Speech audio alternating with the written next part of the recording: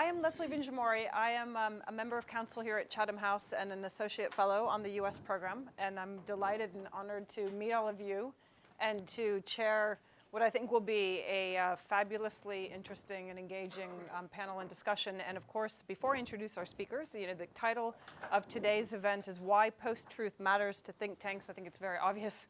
This is something that's been on all of our minds for quite a little while. According to some of our speakers, perhaps it should have been on our minds longer than it has been. But today's event is on the occasion of the launch of the 11th edition of the Go-To Think Tanks ratings. And our co-hosts for today are all part and parcel of that in one form or another. The LSE IDEAS, which has a tremendous rating, and I'm very happy to also be affiliated with LSE IDEAS, has come out as the second think tank, second ranked globally university affiliated think tank, so congratulations, especially to you because you work so hard for LSE IDEAS. Today is also co-hosted, of course, by Chatham House and the Institute of Government. And where is the Institute?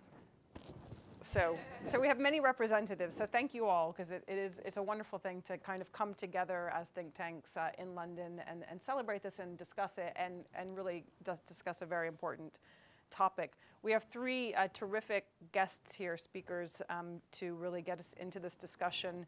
I will introduce them all briefly. They will then speak for about 5 minutes, and we'll open it up very quickly to discussion. And I would encourage you, if you would like to tweet, and actually I really would encourage you to tweet this event because of course the report's very important. It brings focus to the think tanks, to all of us, and I think it's important that people engage with this conversation and with this report. Our first speaker, Matthew D'Ancona, is a columnist well known to all of us for The Guardian. He has recently published a book, Post-Truth, A New War on Truth and How to Fight Back. He is the chairman of Bright Blue. I know I won't say more. We keep our introductions very brief, but I'm sure you've read his work. After Matthew, we will have Rosa Balfour, who is a senior fellow on the Europe program at German Marshall Fund based in the Brussels office. Her recent report is pinned to her Twitter feed, so I would encourage you to follow her and to read it. I read it this morning. It's very good. What Are Think Tanks For? Raises many, many critical issues. And then following Rosa will be Dennis McShane, who was a Minister of State for Europe 2002 to 2005. I think we have notice of what his book is, so I won't announce it. And his thinking on this goes very far back, and as he mentioned, in 1979, he was the president, beginning in 1979, I guess, was the president of the National Union of Journalists, so a long record of thinking about these issues. So without further ado, we will turn this over to you, Matthew. Well, thank you, Leslie, and thank you all very much for sparing your time this afternoon. I'll be very brief because I'm keen, as I'm sure the other panelists are, to hear what you have to say. I just wanted to start by kind of providing a frame, perhaps, for the debate, which is to talk a little bit about post-truth as a concept and ensure that it's deserves the coverage it's got. A lot of people, I think, are still of the mind that post-truth is just a jargonistic word for a very old phenomenon, which is lying or mendacity or falsehood. And I think the definition provided by Oxford Dictionaries, I just want to check I get it right, in 2016, is actually a very good way of understanding why it isn't old. They defined, making it their word of the year, as circumstances in which objective facts are less influential in shaping public opinion than appeals to emotion and personal belief. And that really got right to the heart of the matter. The point about post-truth is that it's not about lies, but in our response to them. To put it in crude form, it's about us, not them. And the most obvious triggers for the debate about post-truth were, of course, the Brexit referendum campaign and then the circumstances of Trump's election in 2016. But it's very important to understand that the culture of post-truth is not by any means, or indeed primarily, confined to the world of politics. You can see it in the world of pseudoscience, in the growth of conspiracy theories, and Holocaust denial, and many other fields.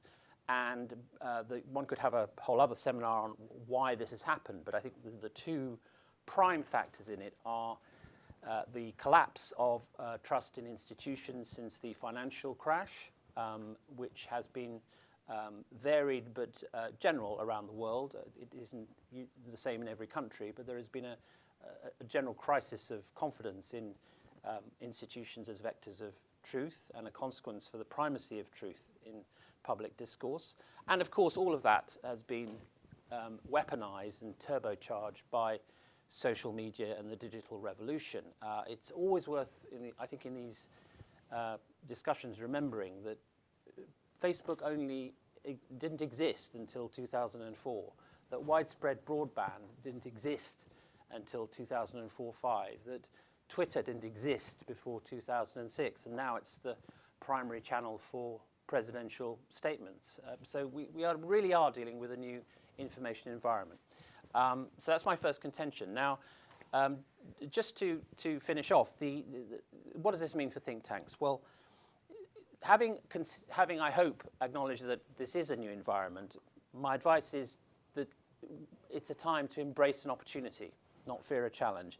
There is a undiminished, and some would say heightened taste for policy, reliable information, and I think an appetite for the kind of things that think tanks provide. It's very important in that context because there is a digital Babel out there to find a niche, if you like, to narrow your focus to something which you're very good at and acknowledged as very good at, to bolster your reputation as the go-to trustworthy source for policy recommendations, for analysis, for reporting, for swift response to events of the day in a particular range. It's a bad idea, I think, to try and cover the whole waterfront. And it's interesting that those think tanks that are doing well tend to be those that have a very clear mission statement, a very clear set of objectives. Secondly, defend and don't be ashamed of complexity. I define populism as providing simple solutions to complex problems, and it follows from that, I think, that one of the civic tasks of think tanks is to defend the opposite proposition, which is that complex problems have complex solutions, and not to infantilize voters, but to treat them as adults and usher them towards a recognition that, particularly now in a world of multifariousness, of automation, digitalization, population mobility, climate change, fundamentalist terrorism, melting borders, and so on, it is very unlikely that the answers to the problems we face are going to be as simple as the populists of all parties claim. And one of the really important social roles of think tanks, I think, is to push back hard and aggressively at that contention, which is bleeding its way into mainstream media, I think, and always needs to be questioned. And my final recommendation is to remember always that one of the reasons that the post-truth phenomenon has succeeded in many respects is that it understands the importance of emotional resonance, and to remember that the Remain campaign of 2016 failed amongst many other reasons because it bombarded voters with statistics rather than provided them with a story, and that however dense your policy recommendations are and however statistically rich they are, never forget that a proposal is only as strong as the story it tells. This is not an invitation to indulge in the demotic or to suppress veracity in the name of theatricality, but it is to urge you to couch your recommendations and your ideas in ways that speak to the human condition rather than to tables and graphs. Obviously, tables and graphs are the basis of all you do, and it's very important now that everything, we live in a culture where more than ever everything must be footnoted, metaphorically and literally. I think that broadcasting, for example, is going to have to raise its game in that respect, because so high is the degree of skepticism that every claim is, and rightly, questioned by viewers, users, and listeners. So My closing thought is, remember that you are all not only policy makers but storytellers, and you will do well. Thank you. Thank you. Rosa. Thank you very much. Thank you for inviting me. I think what Matthew said about post-truth is not about lies, but how we respond to them is the perfect cue for what I'd like to say, but which is what think tanks ought to be doing to innovate and to change themselves. But first, I would like to just draw attention to the fact that even if the post-truth phenomenon manifests itself in different ways in different countries, with some critical examples, of course, in countries that are authoritarian, but it is a global phenomenon. And it is a phenomenon of polarization and of manipulation of ideas, which makes it very difficult to create safe spaces for discussion in which evidence-based arguments can thrive. And this phenomenon is driven, of course, as we know, by external actors, Russia, China, fake news, etc., populism, the alt-right, etc. But I think we also need to be very aware that mainstream political actors, in many cases, have actually embraced this type of polarized debate to meet their own political gains. And that's why traditional institutions of our societies, be it political parties, be it academia, be it think tanks, really need to address this question seriously. I have a list of complaints with respect to what I see as a sense of complacency that has been present in many think tanks. I don't want to point fingers anywhere. That's not really what I'm here for. But I do think that think tanks have paid insufficient attention to the relationship with power. I think there are many instances in which closeness to power and to decision makers has obscured autonomy, independence of thinking, has created echo chambers, groupthink, which has actually had very negative impact on politics itself. I think there has been insufficient transparency in terms of sources of funding, in terms of relationships that make sure that think tanks survive, especially during the past decades of the financial crisis, which has had a pretty devastating impact on the finances of think tanks. And if you look at the various indexes of transparency, there is huge diversity. Some think tanks are transparent about their sources of funding, and others are not at all. And of course, we have in Gongos and several organizations around the world which are posing as think tanks, but actually they represent some rather vested interests. I also think that in the competing market for ideas, some think tanks have perhaps far too easily slipped into proposing running commentariat on events, trying to be very media friendly or very present in the debate, and this has often been at the expense of research, at the expense of credibility, of quality, and this has had it has created vicious circles in which think tankers struggle to get out of. And I think, and this is actually pretty crucial, I put it as my fourth point, I think, but it's actually pretty crucial. Think tanks have been ever so slow in improving, innovating, diversifying their own internal composition. Today, there are a few women leading think tanks, but they still are the exception rather than the norm, and it is very recent phenomenon. These think tanks, most of them are structured in a rather hierarchical way, with men having the visibility, often men who are not young anymore, at the end of their professional careers, while a lot of the work is carried out by women working in the closet, because actually there are a lot of women in think tanks. And here I'm only speaking about gender. I think we can talk about diversity in a much broader sense as well.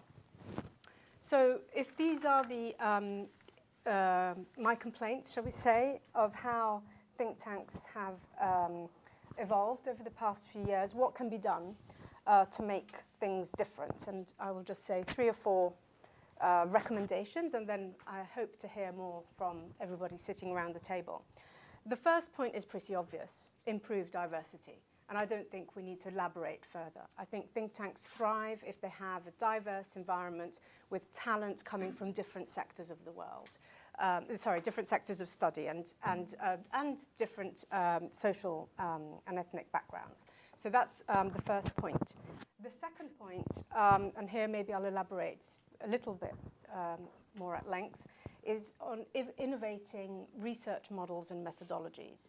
The world has indeed become more complex. The case for having policy research is evident, it's out there. But in order to provide that transmission belt between specialized knowledge and knowledge that is easily digestible for policymakers and applicable into political and policy choices, that's where think tanks can really play a role. And in order to do that, they probably need to innovate their model. I think there's several things that can be done. The first is to reach out to a broader network of stakeholders, to reach out to those sectors of society which have perhaps become marginal, especially in the context of polarization, to create space for discussion, and to find ways in which the sort of transmission chain of ideas, policy solutions is broadened out. Academia can also play a role in this. In fact, it's crucial that academia plays a role in this. And on the policy side, there are complaints that academia sometimes is not producing solutions that are applicable or relevant to policy. So one needs to work very hard on bringing together the specialized knowledge that you would get in academic institutions with the more policy relevant knowledge and widening the range of networks, individuals, civil society organizations, interest groups that have a stake in that policy. The third point I'd like to make is about transparency, is about the relationship with power, is about the ethics of a think tanker. If you're a journalist, there are codes of conduct. If you're an academic, there are. If you're a think tank, there isn't one. Think tanks, if you look at think tanks across Europe or the US or around the world, there are several different models. They serve different missions. It's very difficult to compare think tanks among them because some are think tanks of political parties, some are think tanks of institutions, some are independent think tanks. They're very different models. There is no uniformity of regulation in individual countries as to, for instance, whether the think tank is obliged to publish its sources of funding. So it's very hard to design a sort of a sort of code book for think tanks themselves. But I think think tankers perhaps could try to subscribe to a kind of code of conduct, could try to promote a relationship of autonomy with respect to power, can try to promote, and indeed I think that's what most of us actually do, multiple sources of financing in order to ensure independence. But that can be pushed forward by individuals. What the past couple of years have taught me, and it's the reason for which I actually engaged in writing the paper in the first place, is that as a think tank, yes, we might be part of a fragment of a minority, but we do have responsibilities towards society. And it's just an idea that I'd like to throw out there, but maybe a code of conduct is the way forward in the absence of a common framework, a regulatory framework. Thank you. Dennis. Well, thank you. I served as a council member here at Chatham House, president of the Fabling Society, various other think tanks, but I'm not really a think tanker. I do remember the NUJ Code of Conduct, which is absolutely marvellous, better than the Ten Commandments, the Lord's Prayer, the Gettysburg Address, and it produced the journalism we've had for the last of 30 years. So I'm not entirely a fan of Code of Conducts as the great front to draw up. On post-truth, when I was president of NUJ, there was a headline on the front page of the Daily Telegraph saying, Asian father of 12 on £5,000 social security a year. And my God, that was serious money then, probably more than the presenter of Today earned in 1975 or 6. So I wrote and said, and he looked at the story, and it was a guy in Coventry, desperately ill, lobotomy, about to die, and 12 children. His wife was also incredibly ill, and half his children were ill. And if you want every bit of welfare benefit together, housing, council tax, home care, Medicare, everything, it came to about £100 a week for that big family. So I wrote to the editor and said, okay, by your standards, It's awful that we don't allow these people to sort of rot and die on the street, homeless beggars outside tube stations. You know, that will soon be eliminated. But why highlight in your front page splash headline that he's Asian? And you wrote, dear Mr. McShane, thank you very much. The facts in the story were perfectly true, which they were. And had we not indicated that he was an Asian, most of our readers would have assumed he was Irish. Now, this is the trouble, that, you know, the notion that there's a, as E.H. Carr wrote in What is History, that there's a kind of store of nuggets of things called facts, and there are wicked things called opinions and ideology that sort of interfere with them, is the wrong way round. You actually start with your narrative, and then you find the facts that buttress it, I think, in most serious history writing. I certainly think that think tanks in Britain are in a very severe crisis, because the point, as somebody once wrote, is not to interpret the world, but to try and change it.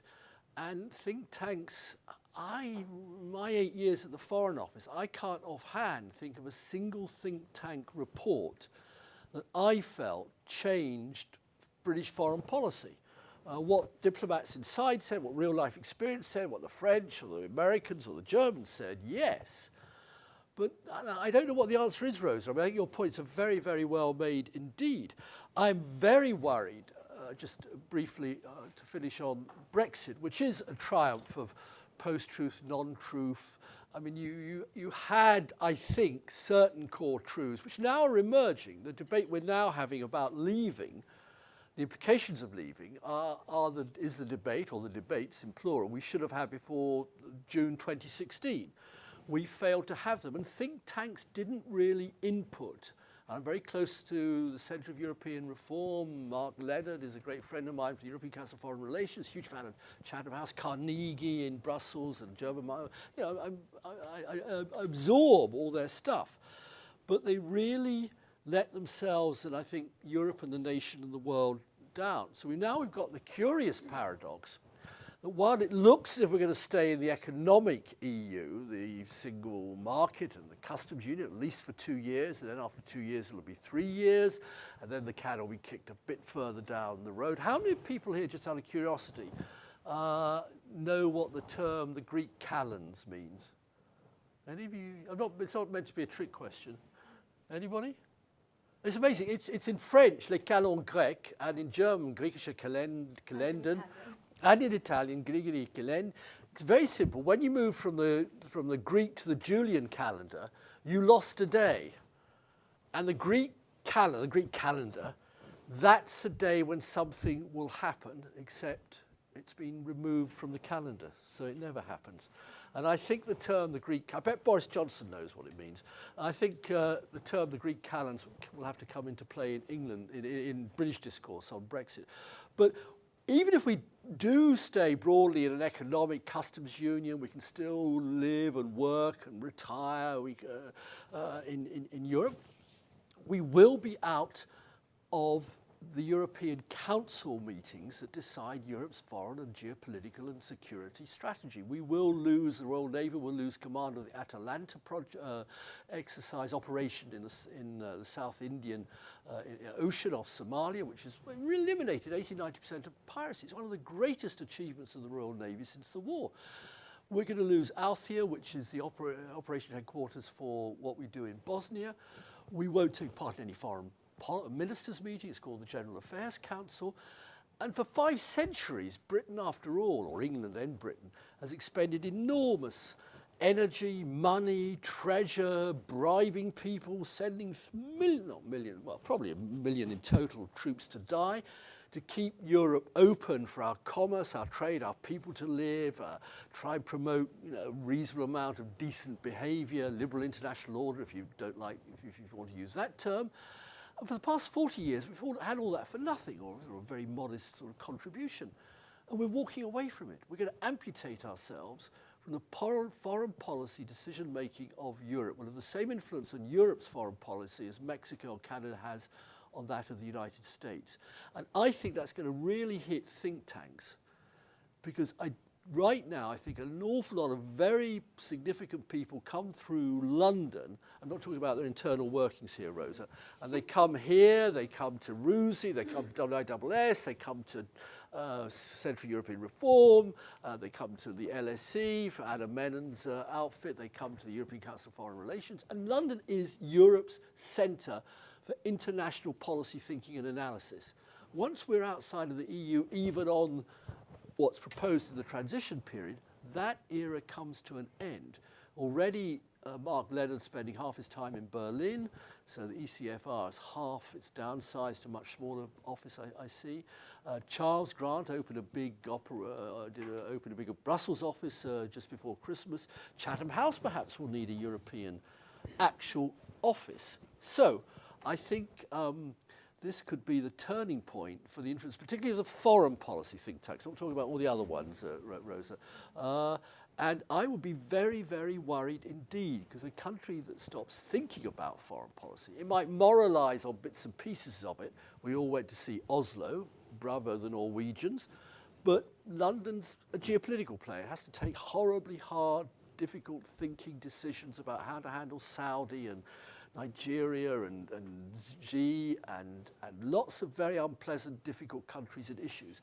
We're going to be marginalised completely. So it won't be post-truth think tanks have to worry about. It'll be the absence of truth at all about what's going on in the world, because we won't be a player anymore in the region of the world where we have power and influence. Okay, we have a lot on the table. I wonder if Mexico or Canada had a nuclear deterrent and a seat on the Security Council and a military base that was greater than the U.S., whether they might have a little bit more influence over U.S. foreign policy. But let me ask a question for the panel and then open it up. And actually, perhaps you can respond to my question after we've taken a few more. One of my general, I found so much of what many of you said very interesting, and but on this, post-truth, right? The title of our conversation today, why does post-truth matter? And one of the things that a number of you mentioned in different ways that strikes me as a really important debate, and certainly one that I know many people at Chatham House have had and beyond, is this question of, are think tanks there to enhance the quality of policy and policy research by engaging with the elite debate and with policymakers and politicians? Clearly that's not enough, and one thinks of post-truth as that problem being located in the public sphere and in the public space and far beyond. It might be about hiding the truth sometimes in the corridors of power, but the actual post-truth we perceive as existing elsewhere. And so when you said that one of the things that needs to be done is to engage with those who have a stake in policy, and I guess my question is, how is that determined? And the obvious way is whose interests are affected by a particular policy, but another really important way is to say, well, who decides? And so the reason that Brexit was so interesting, of course, is because it was a public referendum. And so it wasn't just, of course, everybody's interests are involved, but it's also who decides. And so the trick that seems to have been potentially missed not only by the think tank sector, but by so many constituencies, is in tackling more vociferously that problem of post-truth in the public space, because of course that's where the decision making was taking place. So I guess the general comment question is, say more about how it is that we imagine think tanks engaging in that post-truth space and moving beyond, beyond sort of, just inviting more diverse audiences to come to number 10 St. James's Square or the Aldwych. What are the mechanisms for actually affecting and influencing that post-truth problem? But if you have a question, if you just put your hand up and perhaps say who you are, which think tank you're affiliated with, and pose your question. James. I'm affiliated with this one. I work at Chatham House. I run the Russian Eurasia program here. To Matthew, please. I wonder if there's not a potential contradiction in something that you said. You say, and I fully agree, that complex problems require complex solutions. You're encouraging us not to dumb down too much. I fully empathise with that. But you're also saying that we should have emotional resonance. We're storytellers too, which is sort of what has appealed to the Brexiteers of this world, to the populists of this world. They're very good at the emotional resonance. So I'm trying to work out how you maintain the complexity of the solution, but you engage in the storytelling element that has this resonance and appeal that you see. It's not necessarily a contradiction, it's certainly a potential one anyway. And very briefly to Dennis.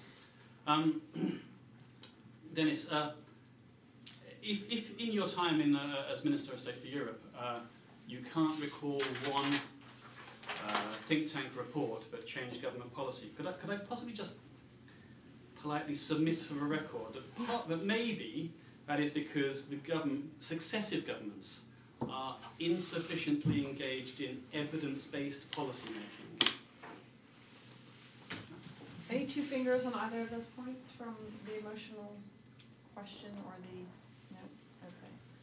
Would you like to? Yes, well, first of all, very interesting question about the extent to which think tanks, as it were, get stuck in. I mean, I sometimes, when I roam Think Tank London, I'm reminded of that wonderful chapter in one of Douglas Adams's Hitchhiker's Guide books about the party that's gone on for 10,000 years. And it's really just a configuration to the same people all in different buildings, really. And there is that risk, I think. I mean, I'm pathologizing something that's far better and diverse than that. But I think that if there's an institutional lesson in all of this, a structural lesson, it is that we need to reach out. Now, that's very easy to say. What the hell does it mean? I think part of that is acknowledging that think tanks do have to respond to the world as it is. And the world as it is one where it is necessary to intervene. Very interested in the internal debates that have gone on at the OECD, which up until Brexit had a terribly severe and non-interventionist rule. You know, that it would publish information, but it would stand back. And it watched as all of its data about likely outcomes of Brexit was completely and utterly irrelevant in the referendum. And since then, there's been a very strong shift towards taking preemptive action and actually intervening in the debate. Now, we'll see how that goes, but I think it's an interesting model to watch. Of course, there's a problem, and Rosa's right, you know, there's a problem of capacity. I mean, think tanks are not, generally speaking, huge organizations, in this country at least, and therefore, you know, who is doing this responding and how much time is it taking? And there is no glib answer to that. But I do think that simply speaking to the people we always speak to is no longer an option. I also think there's a slightly more subtle answer to that, which is you should be thinking all the time about the questions you're seeking to answer, which is not just the questions that number 10 or government departments are urging you to answer. What are the questions that the population are seeking answers to, and why, and how do they translate into policy thoughts?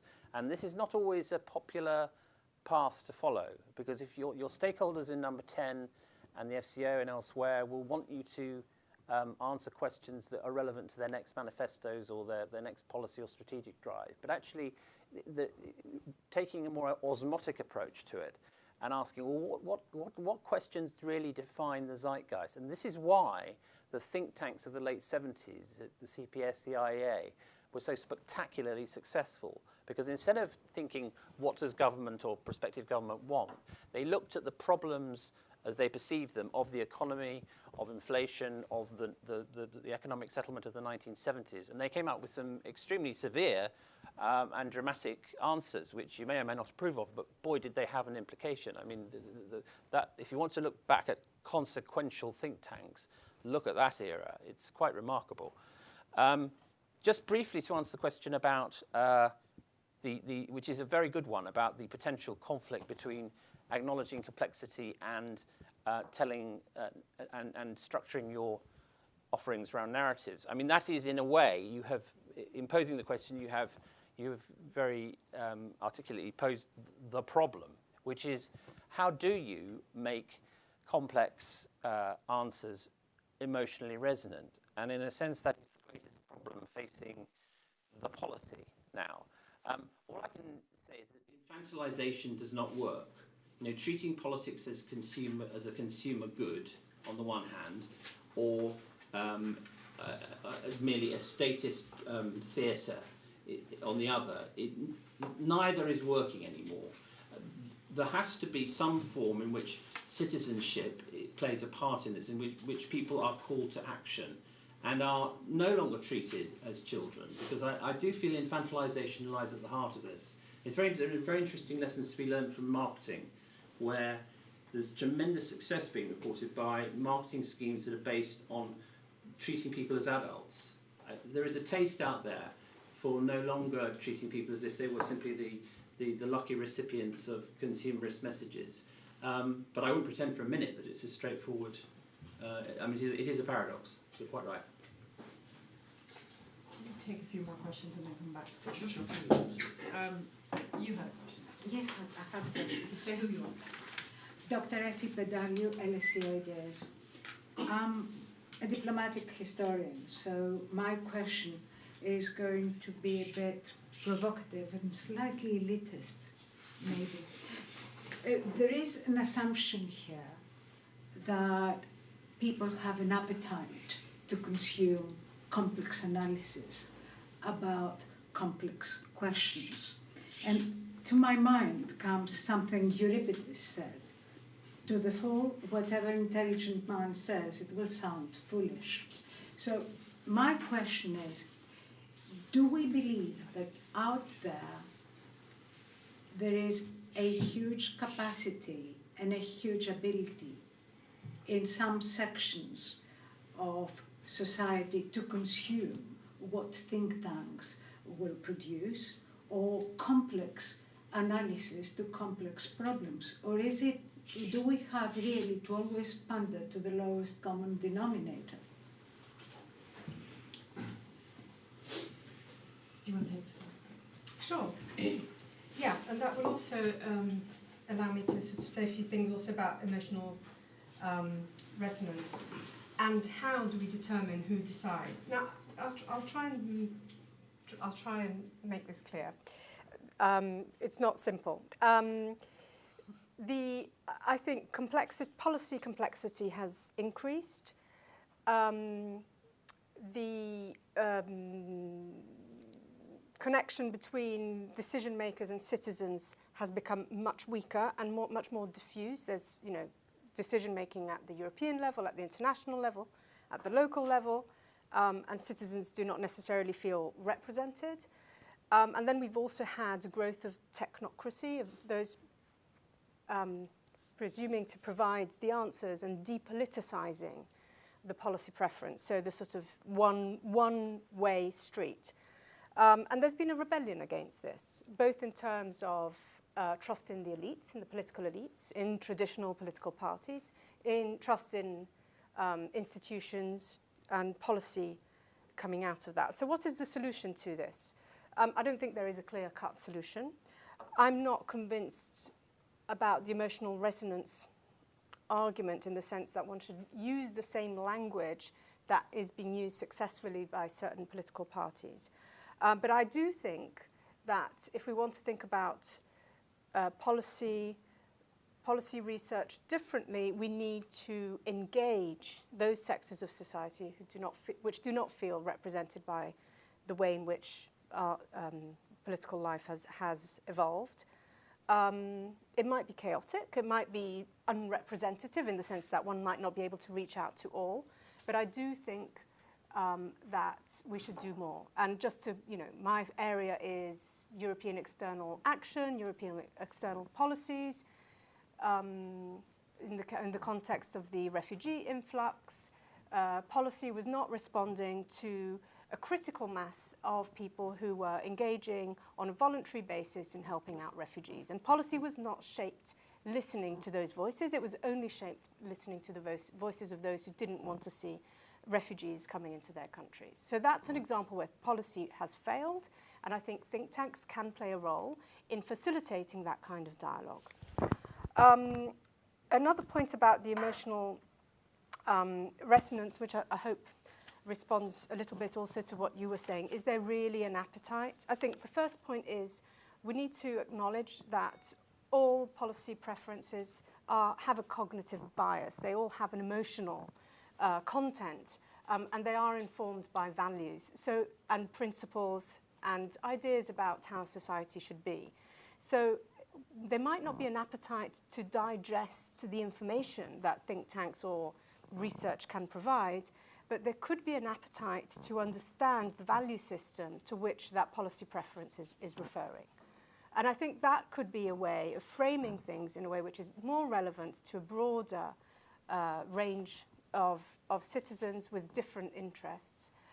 It can also be a way to appeal to younger people, for instance. So there are several ways of doing it. I won't say any more, and I hope it was digestible. No, that's good. I'm gonna take a couple more questions, and we'll let you go first on the next. I'm gonna take 2 or 3 together, just because of time. If you go first. LSE Ideas. I have a mundane question following on from Matthew's paradox, which relates to the output of think tanks. I mean, are bits of paper dead? Should meetings ever happen in think tank buildings? Why can't they happen in housing estates somewhere else? Don't we know that the impact of a conversation, which is why we're actually around the table, is vastly greater than a piece of paper, and what is the implication of that for the fact that we're stuck with this paradox? I wonder if you could comment on those issues. Okay, and just behind you. Hello, thank you so much. My name is Georgina Wright. I work on the Europe programme here at Chatham House. Just picking up on some of the points and a very quick illustration. I think the problem with political debates today is that they don't often reflect the mosaic of public attitudes that exist. So, for example, there are experts on my programme that conducted a pan-European survey in 10 countries at the public and, for lack of a better word, elite level, to try and tease out some of the kind of attitudes towards the European project. And what they found was that there are actually 6 political tribes who share attitudes towards the EU, but many of the debates around the EU focus on the smallest tribes, which is this anti versus pro European attitude. But actually there are very large tribes of people who are just hesitant or who are kind of frustrated, and a lot of the political debates don't speak to those people. So I think it's as much about addressing those concerns and acknowledging those concerns in public debates as it is about targeting and speaking to those people. So what we did is we launched a website where anyone can take a short survey and be allocated to a tribe and then explore that data. So yeah, it's as much about sort of acknowledging those concerns as it is about reaching and creating new forms of communication. So yeah, an illustration more than a question. Then I think we have one more over here. Yeah, Leonora Murray from the Nuffield Trust. I was just wondering if actually, rather than it being about post-truth mapping to think tanks, it's a bit of a cry of no one's listening to us anymore. And if we talk a lot about populism, and I think you mentioned that, Matt, in what you were saying, but I was also wondering if actually the problem is that the elite groups now are not the same elite groups that there were in the past. And so, if we're thinking about the 1980s, there were lots of isms, monetarism, Thatcherism, we had Blairism in the night, and now there isn't that kind of elite focus on a policy framework for thinking about ideas. And so we've got this situation where think tanks feel like they're not really being listened to, so we complain about post-truth and fake news. We have a two-finger here. Just really quick, Keith Byrne at Chatham House. I think to answer that, or in the sense that most of us realised during the Brexit, and I guess in the States during the election, that we don't have a big voice with the public. We don't speak directly to the public. We speak to ourselves a lot. And the challenge now is, how do we get around that? How do we make content that appeals to a wider audience? And that may include going to speak to people on a housing estate, or even that itself feels like it's really top down and not quite right. But the key challenge is, how do we speak to the wider public almost directly? Anybody else on this point? Go ahead. Related to that, I'm Lillian Valdez. I'm from the private sector, corporate, Asia, Philippines. My question is, given the discussion points, will be related to the identity and the reason for being of these think tanks. Are we there to really advocate a cause, the truth, for political parties, for certain funders hence to gain political. So maybe prior to the audiences, we should be clear, and I'd like to ask, based on your scan and knowledge of the think tanks within EU, developed markets, and as it relates to emerging markets, are we really clear on the identity and the reason for being there, for the motivation behind the think tanks, to be able to deliver the content that it should and more effectively? Because that may evolve given the context of where these think tanks actually operate. I'm going to come back to the panel. Somebody want to take a stab at this? Yeah, sure. Right, Georgina, you referred to something called the European Project. Please send me in one sentence, or maybe 24 volumes, what it is, because I keep hearing about it. It's usually negative and valued laden, and I have no idea what it is. I really don't. And I've thought and studied, and I speak several European languages and worked, nearly all my life. I'm still waiting to have that famous project defined. I have no problems with going out onto housing estates. I've been canvassing on them since I first stood for Parliament in 1974. And I can tell you what they say on housing estates. Then it was bring back hanging, send home the Pakis, the Indians, the wogs, excuse me, this horrible language, and that's contained right up to today. And we kind of drove out that racist discourse until suddenly it was send home the Europeans. There are too many. They're coming in. They're taking our jobs. They're taking our homes. They're taking our school places. They're clogging up the GP waiting rooms. I'm sorry, you do actually need a thing called leadership rather than the incessant followership that we have. Now, if I have a little bit of advice to give to my dear friend Keith, we used to organise morning breakfasts for Chatham House and MPs, and they were very good, terrific speakers, good turnout, marvellous Chatham House initiative. Did it alter the foreign policy capacity making of the House of Commons, whether on the Iraq War, or 8 years later we did the Libya intervention, exactly the same mistakes Blair made, and then we did the Syria intervention, etc., etc. The answer, no. But I had to appoint a brilliant young dip to be my private secretary once, and I set them all a test. Write me an editorial for The Sun in favour of Europe.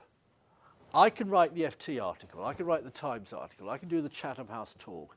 I want you to give me, 2 or 3 crude Larry Lamb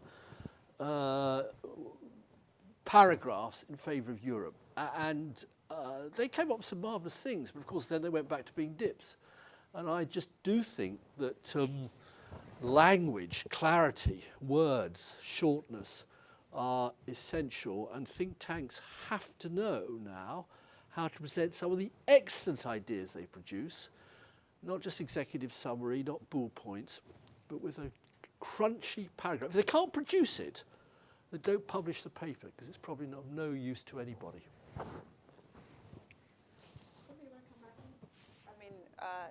Let me just put a two-finger in before we go back to the floor. I think it's a little bit unfair, I have to say. I think that, I spent a lot of time here in LSE IDEAS and other think tanks, and, the breakfasts are still there, the conversations are there, and I know that you're a little bit dismissive, but a couple of things on that. One is you have to imagine not just that bad things happen, but what would happen if those bad things happened and there wasn't the conversation going on? That's really what's important, right? What happens if you get rid of the think tank sector, you invade Iraq, and then there's no place to have the discussion? Can you imagine?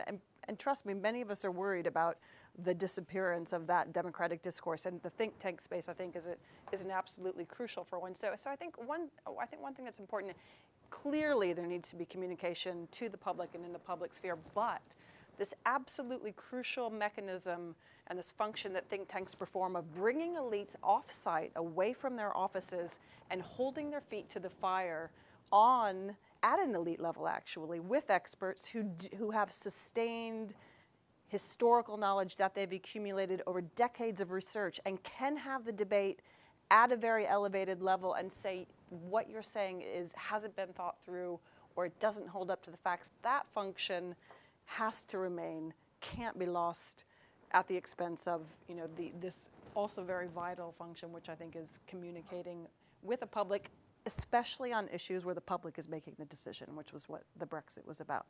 But I think I would be cautious about being dismissive of what the think tanks are doing and collapsing it down into the report, because I think actually if you take a look right now at what many of the think tanks are doing, it's been very innovative, right, in terms of the mechanisms that are being used to distribute ideas. I completely agree with you. I mean, I learned far more from going to breakfast, coffee mornings, little talks, discussions like this. And frankly, I read tons and tons of reports. They're incredibly useful. That's my fear. Once we're outside of all, of course we're going to remain in the UN and the Commonwealth, but we're a European power, have been since 1066. This is our Spielraum, Spielfeld, and we're leaving it. So it will weaken, I think, the quality of that debate here. But on your point, it's absolutely right. Tony Blair called a sort of strategic think meeting on Europe about 1999 maybe, got in Tim Garton-Ash and Giles Grant and all some from Chatham House, and the top officials at the Foreign Office, the most brilliant brains on Europe. And he'd come back from the summer holiday all refreshed. He'd been reading Jean Lacouture's wonderful biography of de Gaulle on the beach. And somebody made a point, and the chief European head of Europe department, Sir somebody or other terribly important, said, I'm not sure, Prime Minister, I think our partners really might find that approach rather Gaullist. And Blair just turned and went, de Gaulle, top man. Top man, general, yes, that's exactly right, Prime Minister. So in the end, I'm afraid that was truth bowing to power, I think, Rosa. But that's the problem with evidence-based policy, James. I entirely agree with you. It's my partner, Vicky Bryce, is an economist, government economist, constant beef. But the trouble with evidence is there's always a bit more. So, if you could give us one final bit of all the evidence that would absolutely prove something, I think we'd all be happy. But the evidential trail, especially in policy making, never, ever stops. I'm sorry, I'm throwing up, I'm not trying to be critical, I'm just throwing up my genuine experiences from being a little bit in the belly of the beach for a while. We're just about out of time. Do we have time to take one more round of? Okay, good. Let me take a few more questions. I know you had your hand up. Thank you. Daniel Gambry from the Reform Think Tank. I just wanted to connect up a few of the things that Des was talking about, because obviously you mentioned about impact, about narrative, and about clarity, and also what Matthew talked about emotion. And think tanks in this country have been at the most effective when they've captured all these things together. So the Centre for Social Justice came out with Modern Slavery. Back in 2010, the general election, the big society, that was, I think, Res Publica. And of course the squeeze middle as well, kind of early in the coalition government as well by the Resolution Foundation, sorry. So that there is evidence of think tanks actually engaging with the public discourse and speaking to really, really societal issues that the everyday kind of council estate person will sympathise with. But what I think is where kind of us as researchers earn our gift, if you like, is kind of chasing that parsimony, is actually taking that complexity and kind of mining it down over all that months of research into something that we can put into an editorial, an op-ed, or something like that. And that is a challenge for us going forward. Yeah, absolutely. Julia Hemrich from the LSE IDEAS. I have a question in terms of the political discourse that we've talked about so much, and I think it's not just about post-truth, it's I think acknowledging the fact that things have moved to the right quite significantly, and you mentioned migration, for example, for one of these, is definitely an important issue there. And is it maybe that we just have to acknowledge that many people that work in think tanks are maybe not as conservative and not as right-wing as much of the political elite at the moment, and so it's very hard for us to actually engage with that, and to also realize that there are certain people are just not going to be interested in what we're going to argue, because one thing is to say we speak truth to power, but maybe we also have to acknowledge that we are not campaigning, but we are representing not all of us obviously, but there's a political idea behind what we're trying to propose. And I'm not sure if that's what you were trying to get at earlier when you said, are we really set up to be that truth provider that we want to be, or do we need to actually look at ourselves and think, what do we actually want to achieve, and how realistic that we can achieve that? Just a couple of points about the If you say who you are. I'm Jennifer Deutscher from European Council on Foreign Relations. So we were talking earlier about broadening the audience of think tanks. But I just wanted to ask, do you think there should be a limit to that? For example, would we include alternative audiences such as like Russia Today or the German extremist parties? Do you think there should be some limits on broadening this audience? And also my second question is about your point about making think tanks more diverse. And as a young researcher, it's particularly hard to find, for example, entry-level jobs and internships in think tanks. And how do you think this sort of doesn't it turn think tanks into perpetuating elitist institutions? Like, how can we think of practical solutions to tackle this? All right, shall we start with you on the other end? And actually, I think we're coming to the end now, so I think if everybody takes a minute, each of you take a minute to sum up. Did anybody not get to ask a question they really wanted to ask? No? Okay, good. Okay, wow. Well, so much to talk about, and I'll only touch on bits and pieces. But I suppose I think that we need to avoid a false dichotomy. I think that think tanks can shape government policy and provide a vitamin injection to the immune system of the polity, and I think they should. There's also been an interesting debate about the tensions between complexity and consumability, if you like. How do you do that? And indeed, whether very good question is there a role for bits of paper? And again, I think you have to think in terms of concentric circles. That there may be at the heart of a strategy be a bit of paper, or probably a PDF sent around by email in reality, that provides all the hard, crunchy data. The question is, what does it pulse out to achieve? And that's what you always have to be thinking about more than ever. I don't think there is a great taste out there for lengthy discussions of the Laffer curve or detailed arguments about OBR, but their consequences definitely.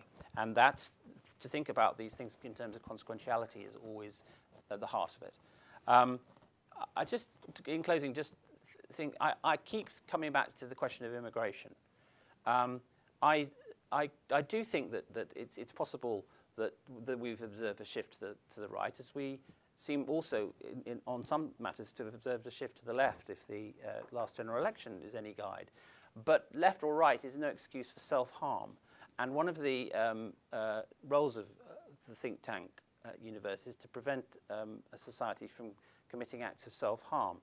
And radical, whatever you think about the cultural dimensions of immigration, I'm very much in favour. But the fact is that radically reducing immigration in the way that the populist right wants to will be an act of spectacular collective self-harm.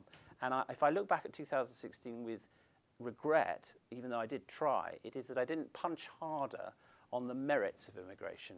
It was always a defensive posture. It was always, well, yes, of course, everyone is in favour of control, but do understand that a measure of immigration is necessary. Whereas actually, it would have been much better to get on the front foot and say, listen, pal, 130,000 European Union nationals work in the NHS and social care.